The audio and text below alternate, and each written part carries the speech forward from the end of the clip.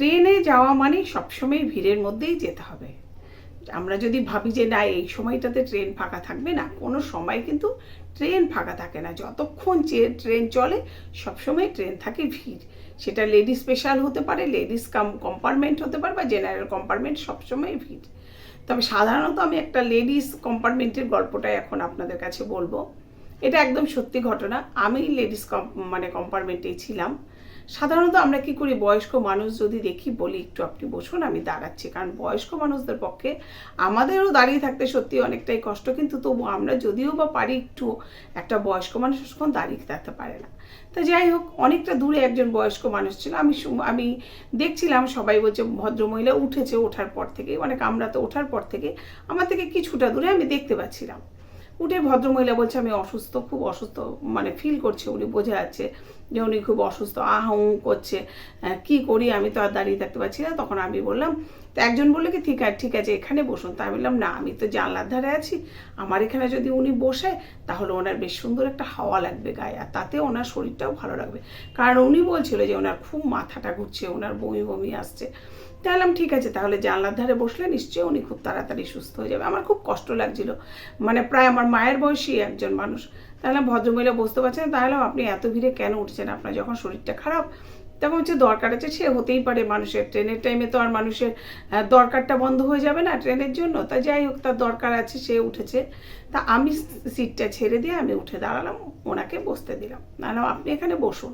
তা আমি সামনে দাঁড়ানো এলাম, আমার কাছে জল আছে, আপনি একটু খাবেন, তাহলে একটু জল খেয়ে নিন। তা বললো কি না না জল খাবো না। তা বলে উনি বসলো। তা বসে যাই হোক, একটা স্টেশনে বোধহয় গেল না, সবাই যাই হোক ওনার দিকে চোখ কিন্তু সবাই ওনার দিকে দৃষ্টি দিয়ে রয়েছে। যে কারণ যেহেতু উনি অসুস্থ বলেছে, সবারই মনে হয় একটা ভয় যে ওনার কি হয়, বয়স্ক একজন মানুষ। আর আমিও ভয় পাচ্ছি সামনে দাঁড়িয়ে বমি টমি করে না দেয়, আমি তার সামনেই দাঁড়ানো তখন। তাই যাই হোক, আমিও দাঁড়িয়ে আছি। একটা স্টেশনে গেল না, হট করে দেখলাম সে ব্যাগ থেকে মোবাইলটা খুলে নিল, মোবাইলটা বের করে নিয়ে সেখান থেকে সে মোটামুটি শিয়ালদা থেকে আমি 3টে স্টেশন এসছিলাম। আসার পরে উনি ওই বসার পরে ফোনটা হাতে নিল। যাই হোক, ফোনটা নিয়ে সেই যে গল্প শুরু করলো ফোনে, এবং সেই গল্প কিন্তু যথেষ্ট হেসে গলে পড়ে এবং যথেষ্ট সে মানে আনন্দ করে গল্প করছিল কারোর সঙ্গে। একটা কোথায় কি হয়েছিল, ওখানে সেই হয়েছিল, এ এসেছিল, এ হয়নি, যাক এই ধরনের গল্পগুলো ছিল।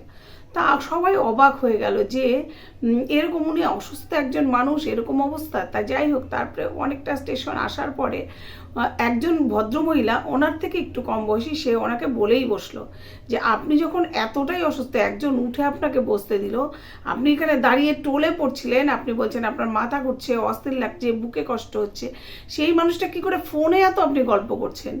পারেন বটে আপনারা অভিনয় করতে, তা এই অভিনয় দেখে আপনার এখন তো মনে হচ্ছে আপনাকে তুলে দিয়ে এখান থেকে। এলাম না, ঠিক আছে আমি এক্ষুনি নামবো, উনি অভিনয় করছে, আপনারা ওনাকে তুলে দিয়ে আপনারা কেউ একজন বসে পড়বেন, আমি এক্ষুনি নামবো, আমার জন্য আর তুলতে হবে না।